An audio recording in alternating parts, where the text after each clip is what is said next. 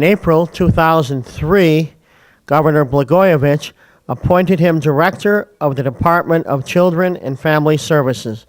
Ladies and gentlemen, it gives me great pleasure to welcome to the City Club of Chicago the director of DCFS, Bryan Samuels. Bryan? It's all yours. Good afternoon. And thank you for the invitation and the opportunity to speak with you today.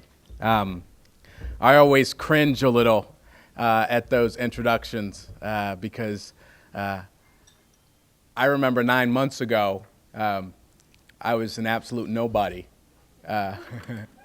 And to go from being a nobody to having an introduction like that happen every time you step in front of a group is sometimes a little humbling. And so I cringe a little. I'm never comfortable with that.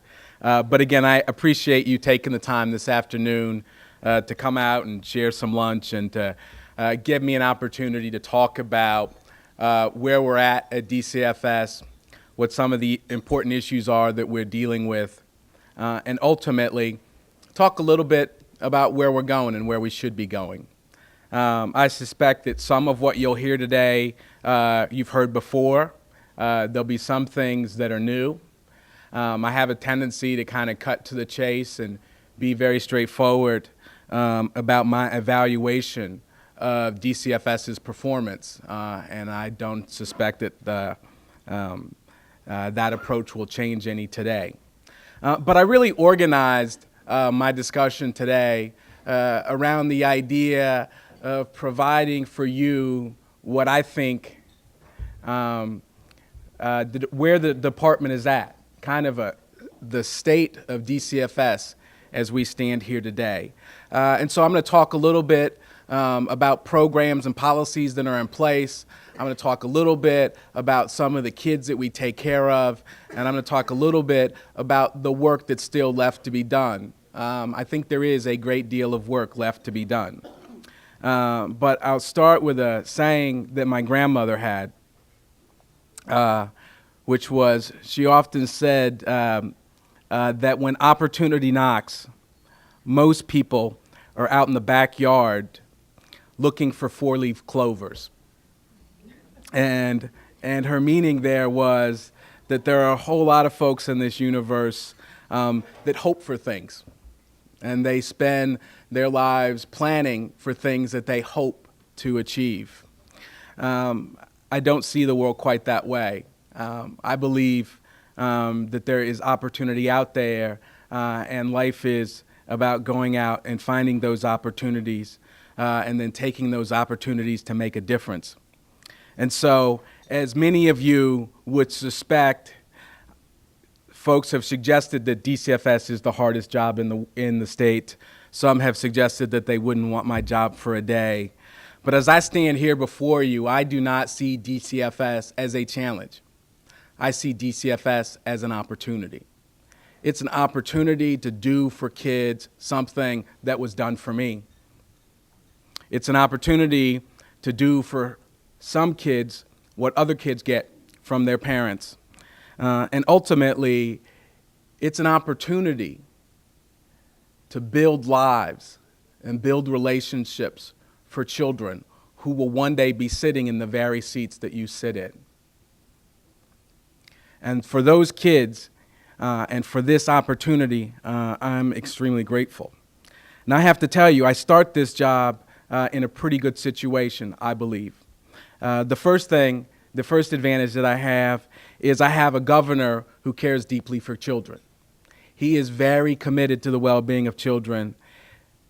He challenges me all the time when I talk about what we're going to do and why we want to do it and how we want to do it.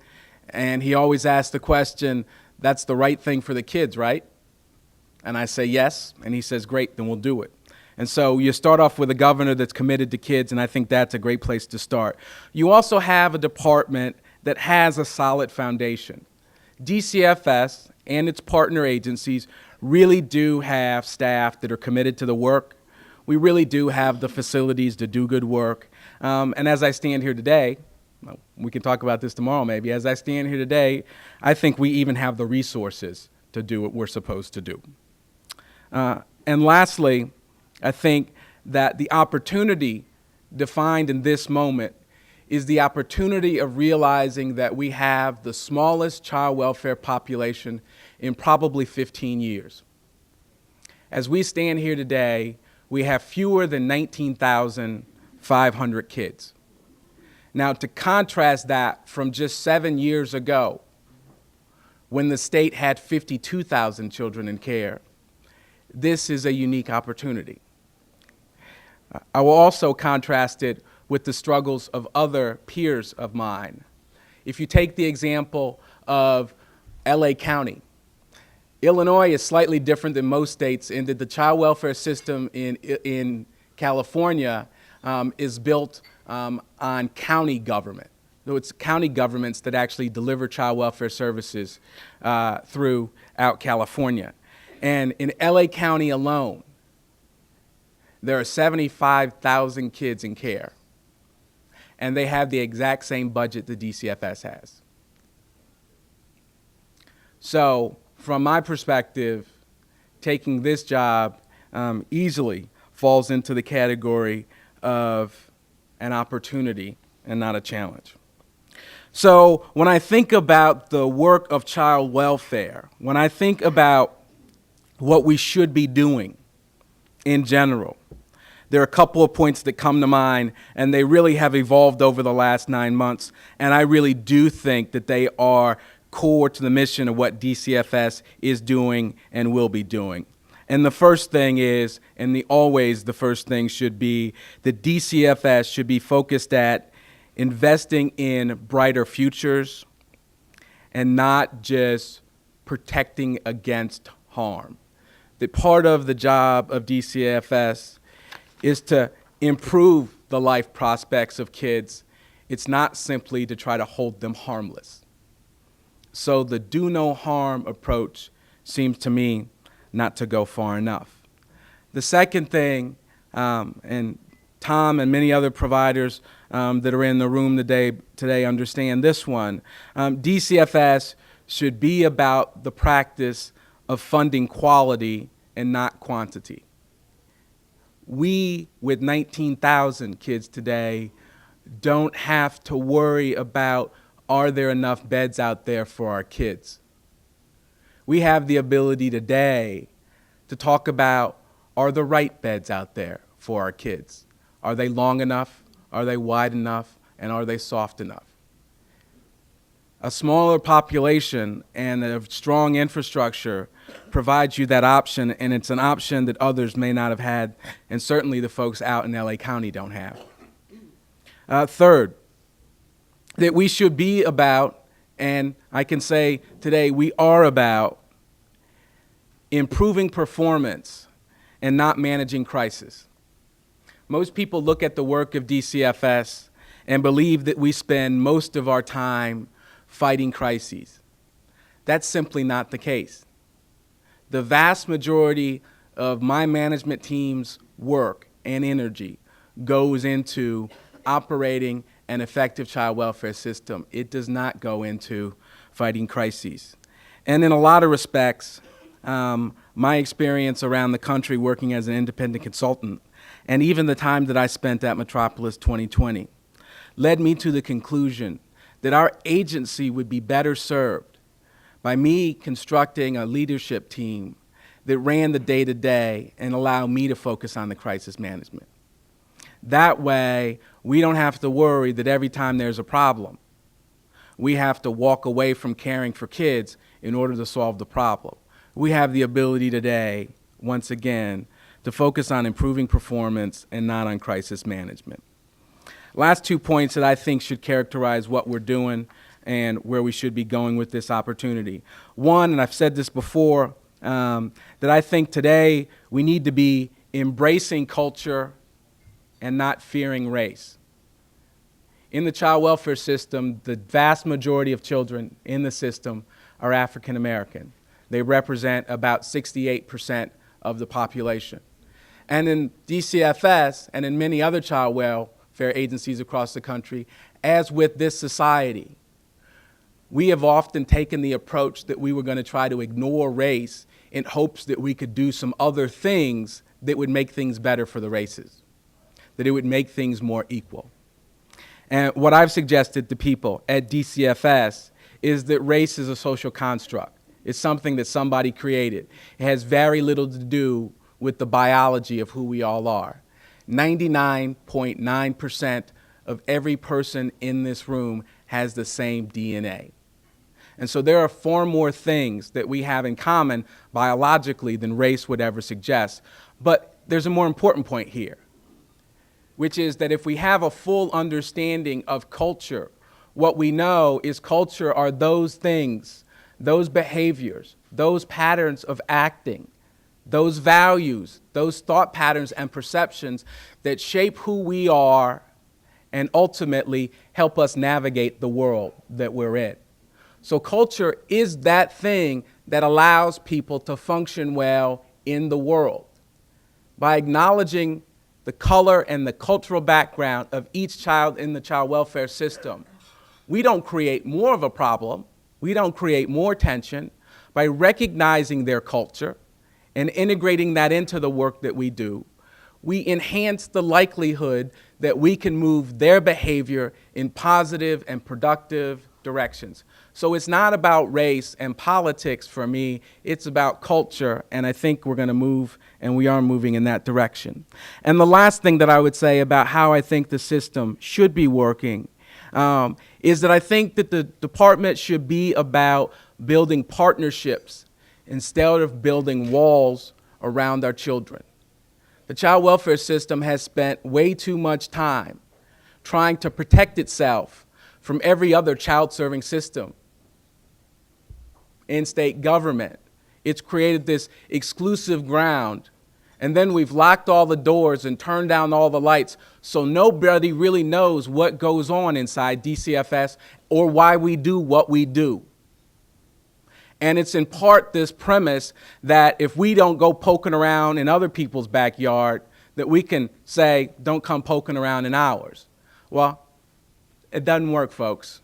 Because if you look at the needs of our kids, the needs of our kids cuts across so many different organizational, institutional, and professional boundaries that to not open up the agency and to not embrace partnership over walls, to do that is to not serve our kids well. And so I think that child welfare, I think that those are ideas and principles that any child welfare person could recognize as valuable. And I think they're part of what we should be trying to do at DCFS, and I think we're moving in that direction. I wanted, though, move to a couple of things that are also worth talking about, and I suspect people will raise questions about.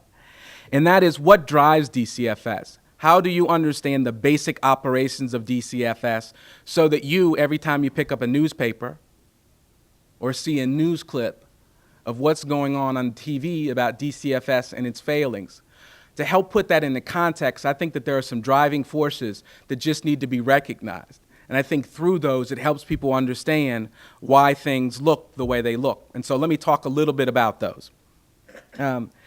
From my perspective, there are three engines that drive the current system. The first engine comes through the form of federal law, legislation, and funding, and it revolves around what's called the Adoption and Safe Families Act, and I'll talk some about that. The second engine to the system is performance-based contracting, and I'll talk some about that. And the third piece of it is subsidized adoption and guardianship, and I'll talk a little bit about that.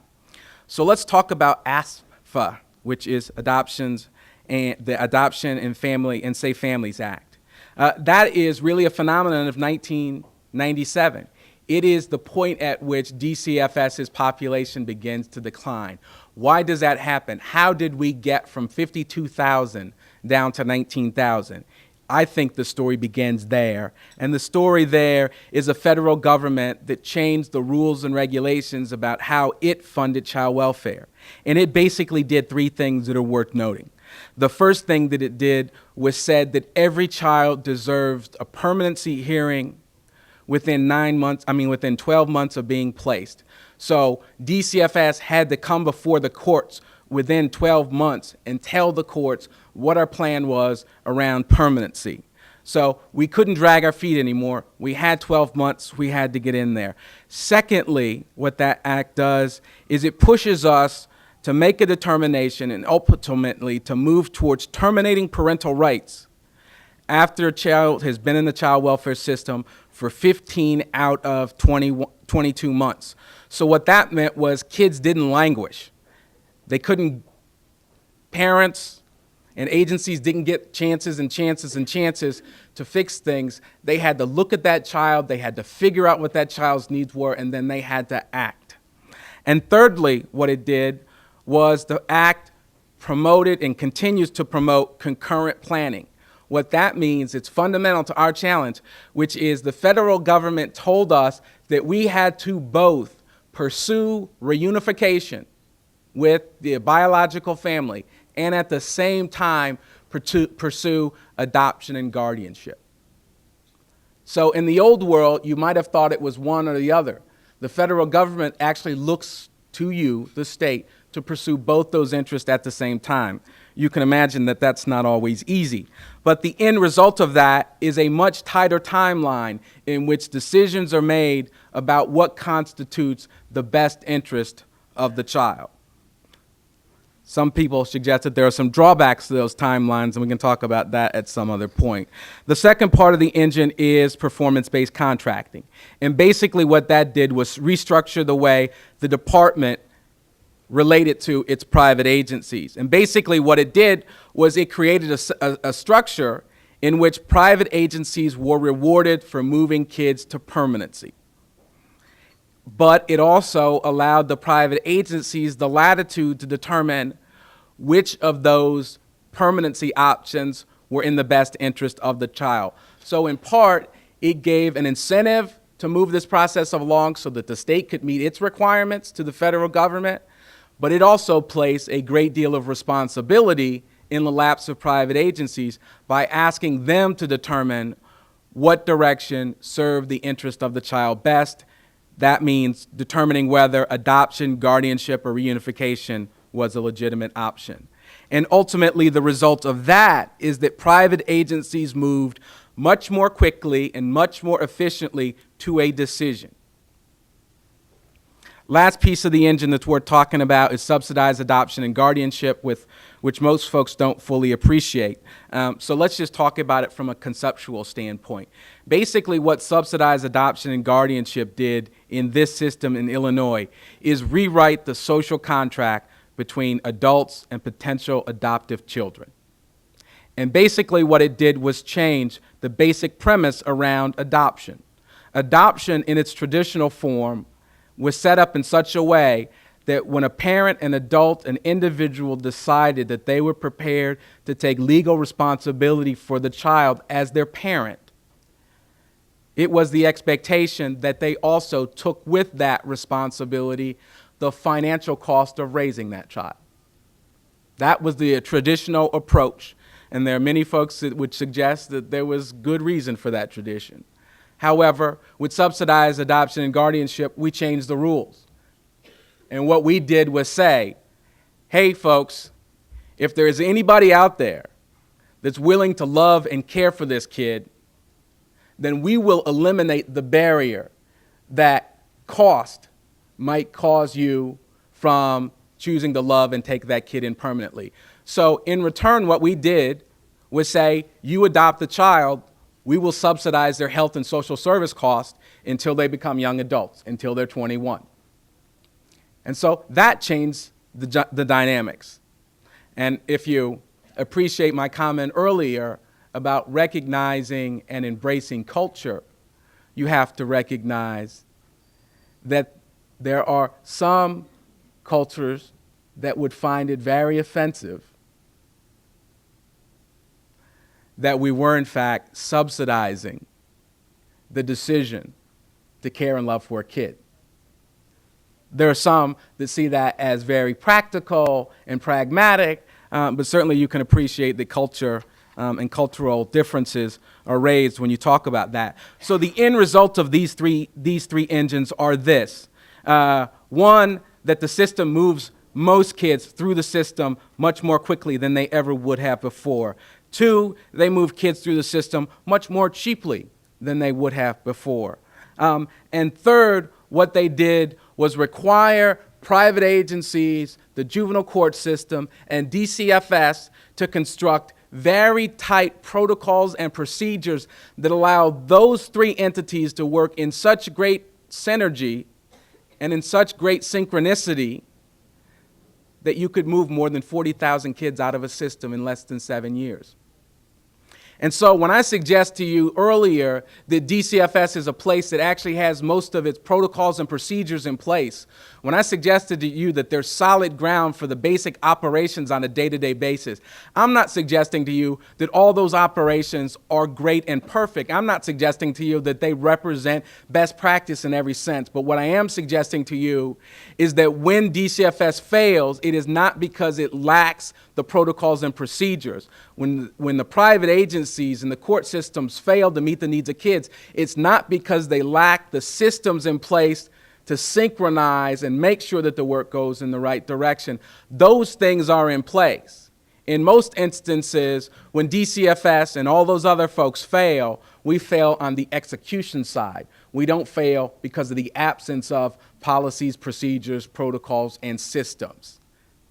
Now, I would suggest to you that if you think about those as the three engines and you think about those as the results of bringing those three engines together, I would suggest to you that that picture paints for you a different basis upon which to understand the stories that you see on TV. Let me move to the last part of my general presentation by helping you to integrate what I just talked about in terms of the engines behind the system and the stories that you see on TV. And that's this. Based on my experience in the last nine months, as well as the work that I did as a part of the governor's task force, one of the things that I have come to the conclusion of is that not only is this job a great opportunity, but it's a unique opportunity because of the kids that we're caring for.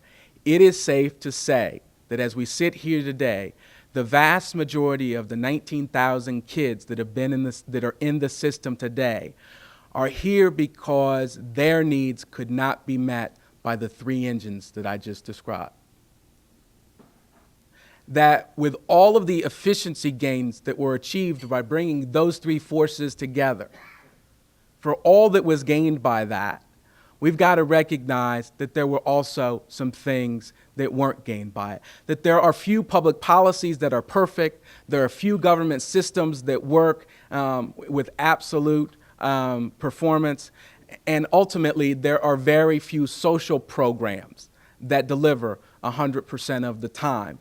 And so while those three engines make sense and they moved many kids out of the system, and most of the kids they moved out of the system are better for having had that happen for them, the kids that are left are the kids that for whom those three engines are inadequate. And so the opportunity at DCFS today is to find a way to not throw the baby out with the bathwater. The opportunity today is to try to figure out how to use those three engines to continue to move those kids who can be moved out of the system in the timelines that we have been able to achieve.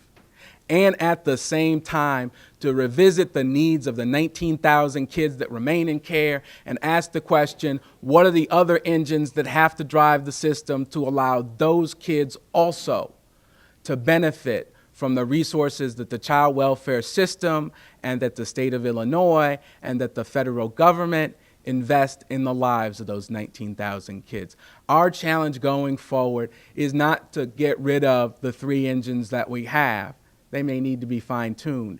It is not to remove those three engines. It is to build a fourth engine, and that engine is for those children for which adoption and guardianship and return home does not occur, and therefore the system has to respect the fact that we did, in fact, go into a court system and tell the court system that we, as the child welfare agency, could be better parents than the biological parents could be. And for the 19,000 kids that are still in the system, we have to embrace parenting for those kids as the fourth engine that drives the system. We have to begin to think about what their long-term interests are today and do everything we can from this day forward. So when they reach 18, 19, 20, and 21 and they leave the system, they are better for it, and the community is better for it, and ultimately the society at large is better for it. The kids that are left in the system today are troubled. But I would argue for you strenuously that while they are troubled, they are not trouble for the community. There are lots of people that like to go from these kids being troubled to not wanting these kids in my community.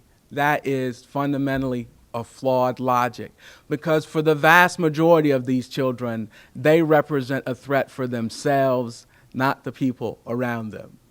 I was fascinated by headlines that was in the paper on one of the weeks that I was fortunately out of the state. And the headline was that wards of the state are 50% more likely to be delinquent than other children. Shocking. Imagine that. Plays to the worst fears of every person in the city, county, and state. Let's talk about the truth of what that study really meant. What that study really meant was that the average teenager moves into delinquent activities 13% of the time. So 13% of your regular youth engage in some form of delinquency. What this study was saying was that 50% more than 13%, which is roughly 7%, which what this study was really saying was that the average kid moves into delinquency at 13%, and a child in the child welfare system does so at 20%. That's a hell of a lot different than the premise that there's 50% greater delinquency.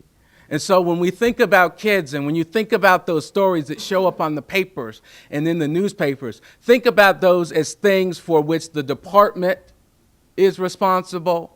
Think not that those things are about the responsibilities of those children. Those children are the victims in the story, and it is DCFS that is responsible for them. So when you look at these 19,000 kids, and you think about them as troubled, then you think about them as the kids that are the chronic runners. And so we've got to find a way to more effectively respond to their needs and keep them back in the system. We're talking about the 300 kids that are in DOC today that are wards of the state. We're talking about the 100 to 150 kids who cycle through the shelter that we run on a regular basis. And we're even talking about the 1,500 kids that sit in residential from time to time within the system.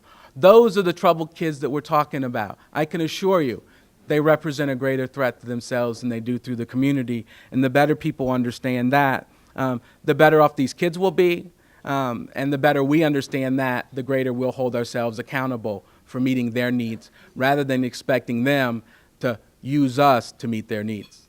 We need to figure out how to do that. That's not their job.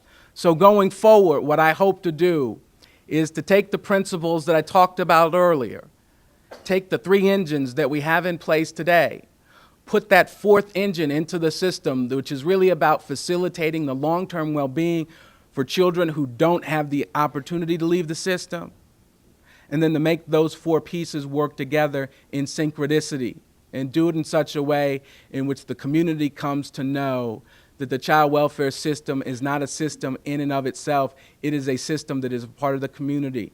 And the extent to which we operate well and those engines drive what we do, the kids are better off, the community is better off, and ultimately the governor's better off too, because then he doesn't have to answer the questions about what's going on at DCFS.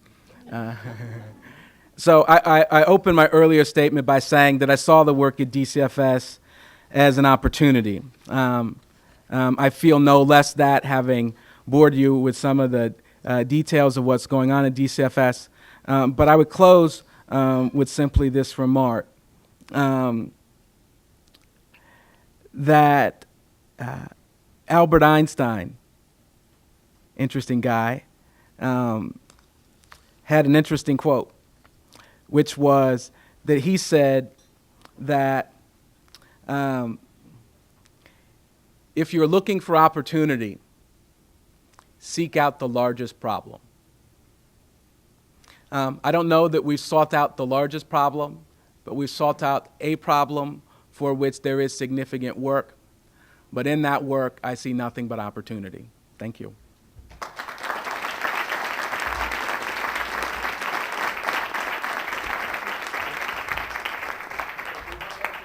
Line up by the microphone. The moderator, of course, always takes the privilege of asking the first question.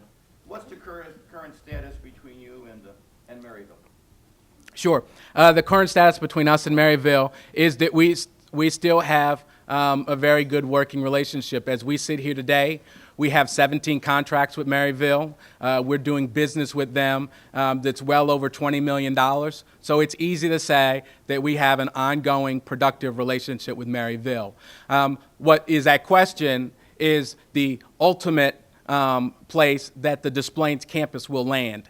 And as we sit here today, that's mostly in the hands of Maryville. What we have said to them is, we want to do academic enrichment on that campus. If they think that that's a good idea, we'll come to the table and be a part of funding that. Maryville has to decide whether academic enrichment is something that they see as in their long-term well interest, and then they have to put together a plan. We've offered technical assistance. We've offered to come to the table and to provide them data, and we've offered to provide them any feedback they need on any parts of a proposal that have been developed. They're still working on that. That'll play out probably over the next couple of weeks. But ultimately, if Maryville brings back to us a well-articulated plan for doing academic enrichment on that Des Plaines campus for our kids, that too will be an ongoing relationship. If they decide that's not in their interest or that they'd rather go in another direction, then that's certainly their decision, and that's certainly ultimately, hopefully, also in their interest.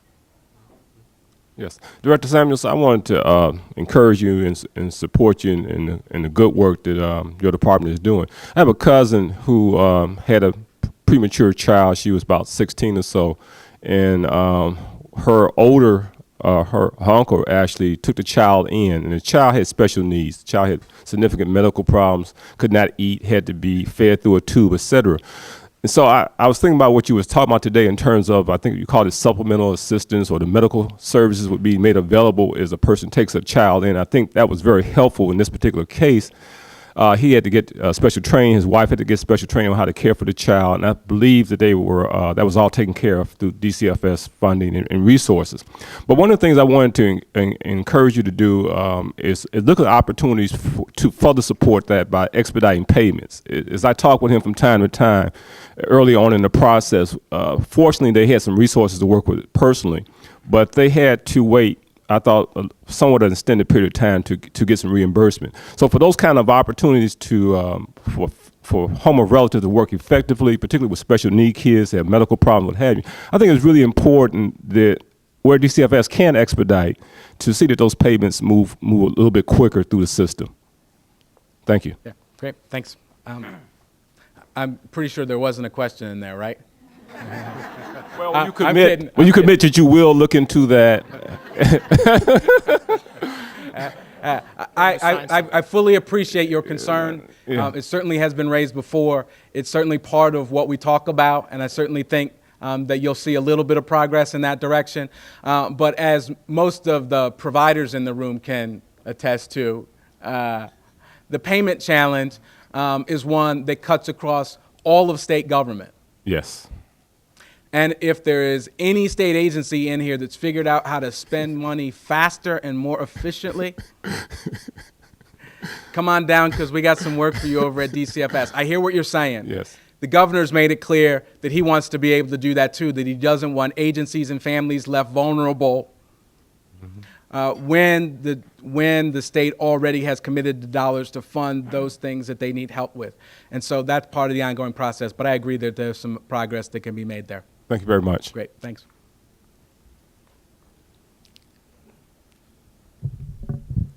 Jeff Berkowitz, head of JB Consulting Group and host and producer of Public Affairs, airing every Monday night at 8:30 on Channel 21 throughout the city of Chicago on CAN TV. Who is that again? Yeah, we could do it another time, right, Paul? Quite well in my head. Director Samuels, over the last decade or two, it seems, I've read, I imagine others, from time to time about incidents where a child was abused and had been abused previously, and I think someone in perhaps DCFS had made the decision, as they tried to balance one of the objectives you mentioned, keeping a child with his biological parents, balancing that against the risk of abuse or further abuse. And on the cases we read about, obviously something has gone wrong with that balancing process. And I wondered, one, how much of that is that process, how to balance those two issues? How much of that is within your purview and control? And what's your sense of what was happening prior to your becoming director, and has that changed since you've become director? Sure. The straightforward answer to you is that I have a great deal of latitude when it comes to that issue in terms of the way in which we define the criteria by which we bring kids into care and the determinations we make about which of our hotline calls we go out and investigate. So in terms of the front door of making the decision to take temporary custody of a child, I have a lot of discretion when it comes to how that process works. However, ultimately, whether a kid comes into our care and we take custody of that child is ultimately a decision of the court system. We remove a child from the home temporarily. We then have to go before the court and explain to them why we did what we did. And then the courts ultimately have to decide whether they agree with that decision or don't agree with that decision. So, it depends how far you push the envelope in terms of how much control we have. But here's the challenge, to be perfectly frank with you, is that there is no magic bullet for determining which parents have abused, which ones are likely to abuse, which ones might abuse, and which ones won't abuse. And so it's always a tricky decision, fraught with risk, to try to determine each time you go out, which of the situations will you intervene and don't intervene. And the challenge is that we're on one end, and in many respects, LA County is on the other end, which is we are very conservative about the kids that we bring into care. And so while most people think that DCFS takes lots of kids, these days we take very few kids. To be honest with you, we get 300,000 calls of reported abuse or neglect annually. We did so last year. Last year we took in fewer than 3,000 kids. So you get 300,000 calls, you bring in 3,000 kids. You got to get used to the idea that you're going to be making decisions that are right there on the edge. LA County is at the other extreme, which is if the workers out there feel queasy, they take a kid in. The latest studies in LA County suggest that between 50 and 70% of the kids who come into care in LA County should have been deflected to other health and social services. They shouldn't have come in the system. So they're on one end, which is, boy, if I cringe a little, if I flex a little about the idea that something might go wrong, they take the kid into the system. That's not the solution. What we do on the other end is we're very conservative. We bring in only those kids that we think are at greatest risk.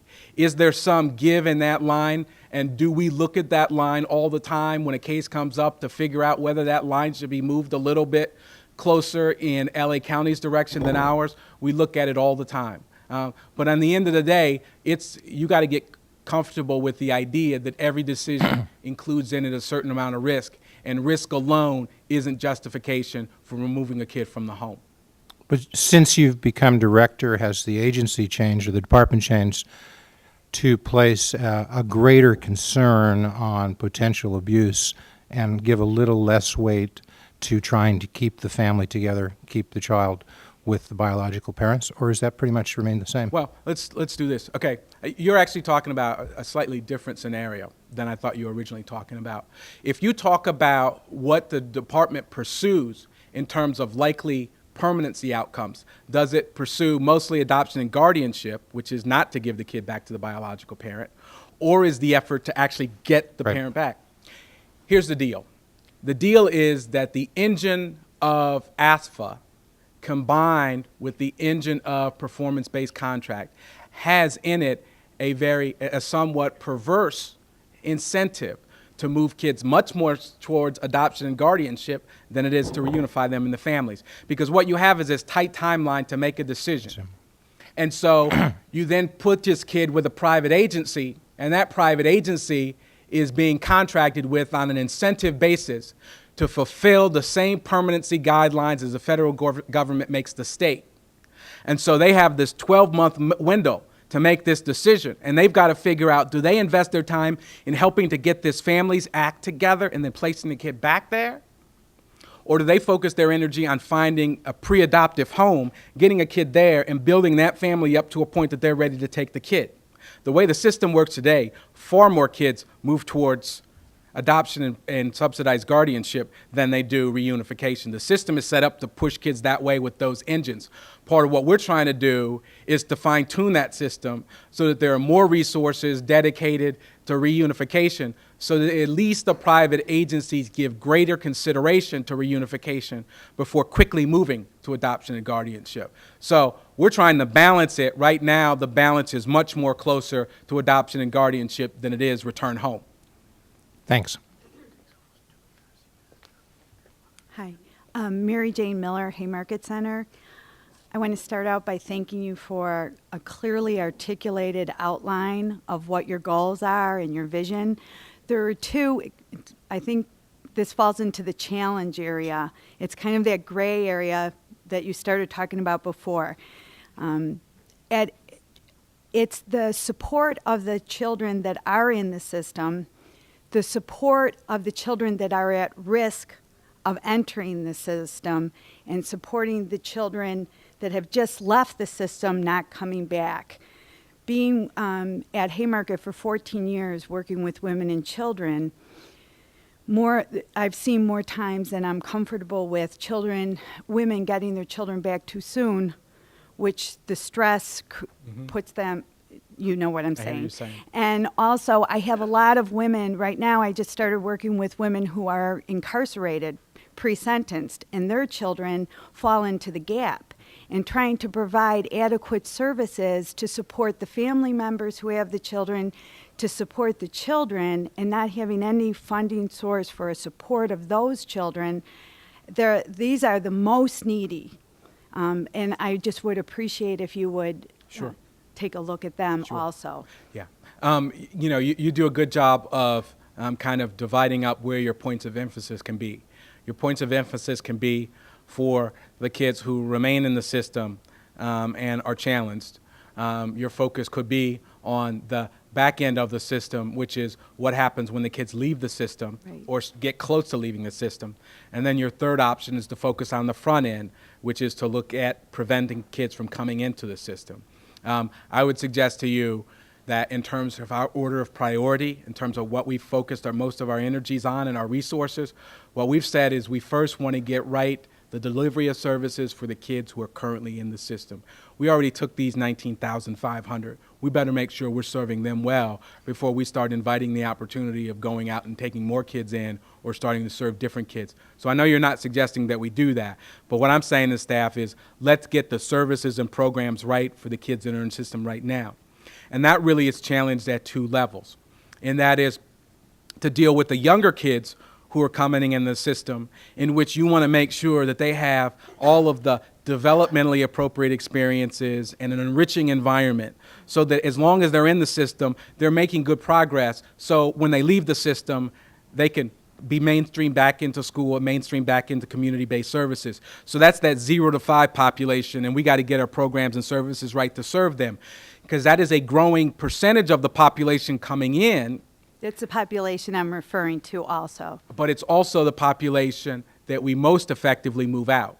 And I think that's in part because these kids are far more cute and cuddly, and when folks look at adoption and guardianship, these kids look far less intimidating and less demanding than the other ones do. So we got to make sure that when they come in, we respond to their developmental needs immediately, get them going in the right direction. Hopefully, we'll get them out of the system fairly quickly, but they won't have lost any time. There won't be this big gap where their minds, bodies, and brains could be developing, and we're not giving them the nourishment that they need. So that's one challenge. On the back end, you have this whole host of kids that are 14 and older. And while we need to pursue finding adoptive home for them, finding guardianship opportunities for them, at the same time, we can't turn a blind eye to the reality that there's a high probability that those two things won't happen and that they will age out of the system. And as a result of that, what we have to begin to do is invest in them the resources around mental health services and around job training and around youth development, so that those kids develop the set of skills that they're going to need to succeed when they leave. Because one of the realities of subsidized adoption and guardianship is, to be perfectly frank with you, if we could buy somebody into the process, we'd do it. Meaning, the subsidies, if there is a financial barrier, the subsidies are a pretty effective strategy at eliminating that barrier. So you have to assume for the kids who remain in the system, subsidies are inadequate. Subsidies are an inadequate incentive for those kids to move out, which what that says to me is there's nobody out there that's likely to be willing to own this child when he leaves the system. If they're willing to own them when they leave, theoretically, with financial incentives, they'd be willing to own them before they have to leave. And the fact that there are kids that age out suggests to me that those are the kids that are going to be the most alone and the most vulnerable and will represent the greatest failure of the child welfare system. We didn't track it here in Illinois. You can debate why we didn't. Others can. I won't do it here. But one of the realities is this, is if you look at national studies, what they tell you about kids who are 18 and older and who emancipate out of the child welfare system, what we know is most of them leave without health insurance. Most of them, 60% of them, leave without any work experience. And only 40% of them, having left the system for more than 4 years, only 40% of them were able to sustain a job for more than a year. So you have a class of kids, a category of kid, a population of kids for whom those three engines don't work. And as a result, they find themselves out in a very mean world without much support. And typically what happens is they've spent that 14, 15, 16, 17, 18 years, those years of their lives in the system, and they're so goddamn frustrated by the system, by the time they get 18, they don't have to be pushed out of the system. They voluntarily leave the system.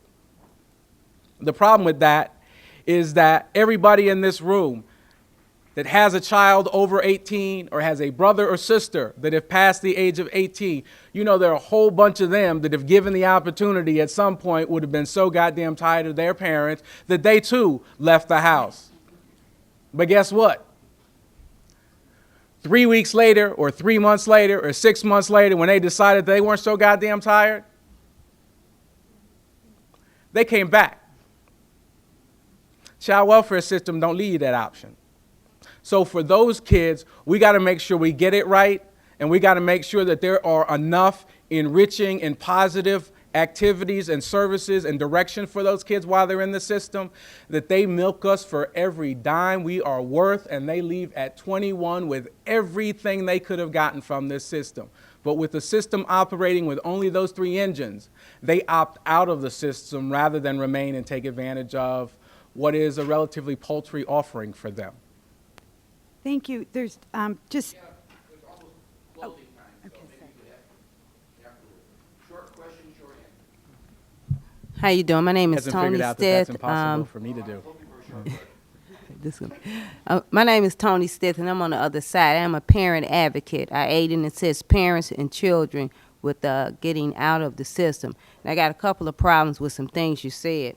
Far as the Adoption and Safe Family Act, that act is divided into 3 sections. The first section is family preservation, intact services. The second third of that act is reunification funds. And I feel that the department is abusing the third and final portion of that act, which is adoption and subsidies. Why is it automatically assumed that a permanency means not with your family? Why is it always pursued non-relative traditional foster care over relative placement, which that act itself requires? The answer to that question is, is that your numbers just don't add up. And that's this, that if you look at what happens to kids in terms of where they get placed when they come in the system, about 45 or 50% of the kids who come into the system get placed with relatives. So it is, in fact, the practice that we look towards placement with relatives first.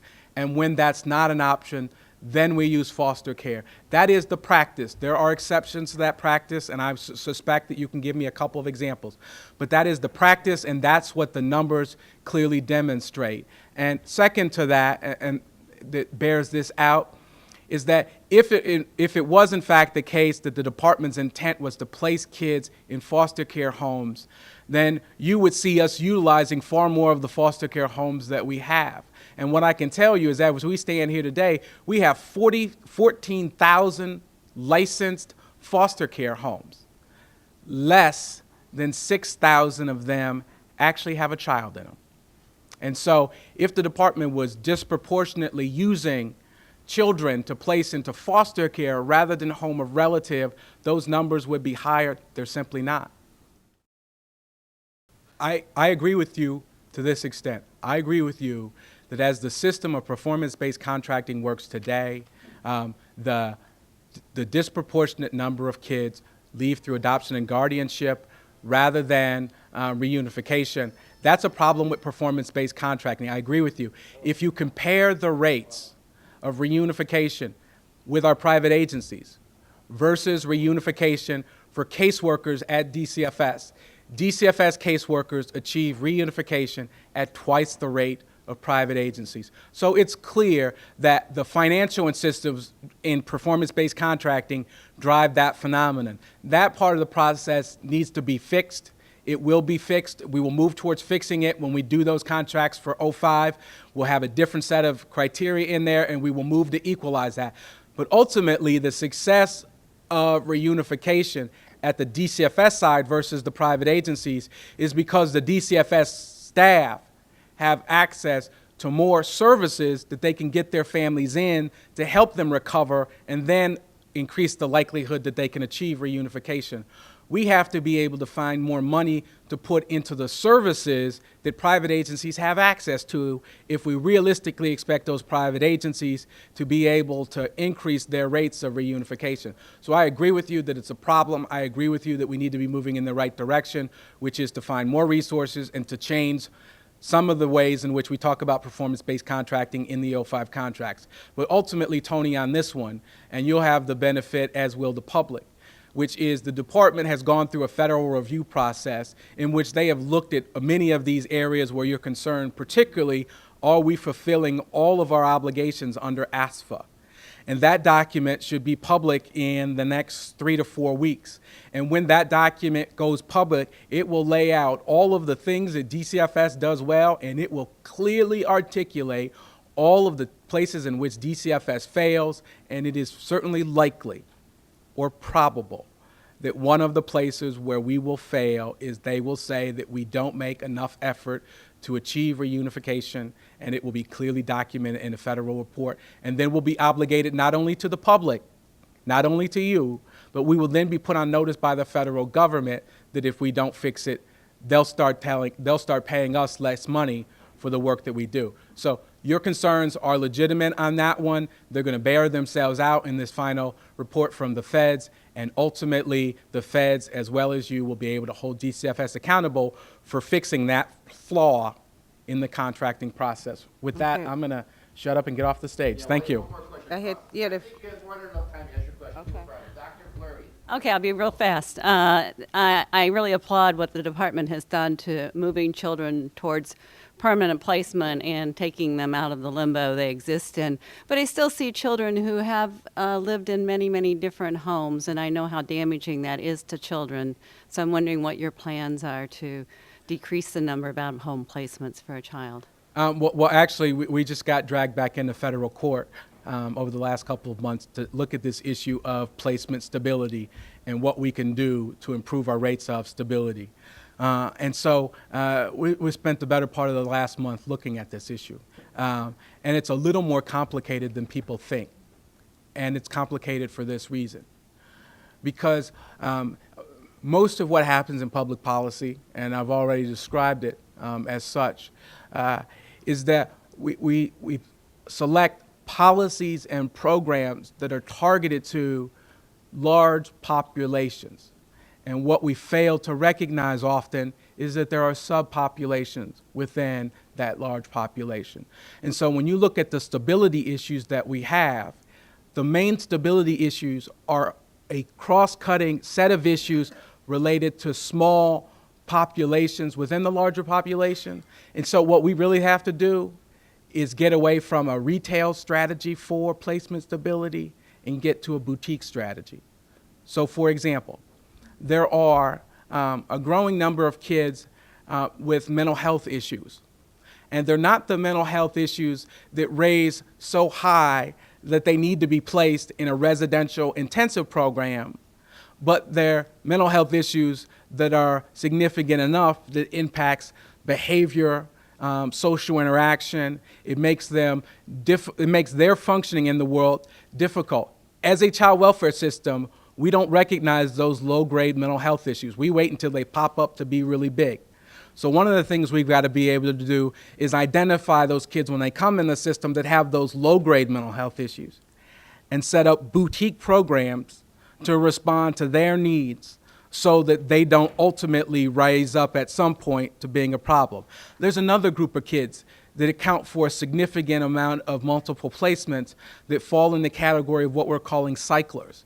It's a group of kids who they came into the system for two reasons. They either came into the system when they were really young and they had stable placements for a while, and some event happened and they got placed in a psych hospital.